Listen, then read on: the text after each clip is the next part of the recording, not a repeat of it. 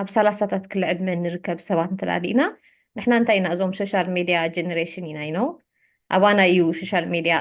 ሞር ዕድላት ከፊቱ ንሕና ብዙሕ ዕድል ኣለና ክንምሃር ብዙሕ ዕድል ኣለና ብዙሕ ነገራት ኣክሰስ ክንገብር at the same time ከዓ ብዙሕ ፀገማት ከዓ ይመፀና በቲ ሶሻል ሚድያ ማለት ሕጂ እዚኣ ድሒረ ክምለሰ መጀመርታ ግን እታ ቁጠባዊ ንቕሓት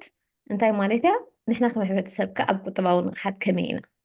ቁጠባዊ ንቕሓት ሕጂ ኩሉ ግዜ ዝኾነ ነገር ካብ ንቕሓት ይጅምር እንታይ ባላ ብእንግሊሽ ድፈልጣሲ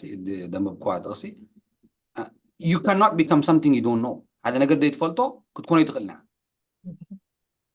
ሓረስታይ እዚ ክረምቱ ምዃኑ ግዜ ስለዝፈልጥ ይትዘርሕ ሓቂኑ ፀሓይ ገብር ስለዘለዎ ይፅይ ክእቱ ስለዘለዎ ድማ ይእቱ he knows ኩሉ ሰዓቱን ግዚኡን መዓልቱን ሓቂሩ ስለምንታይ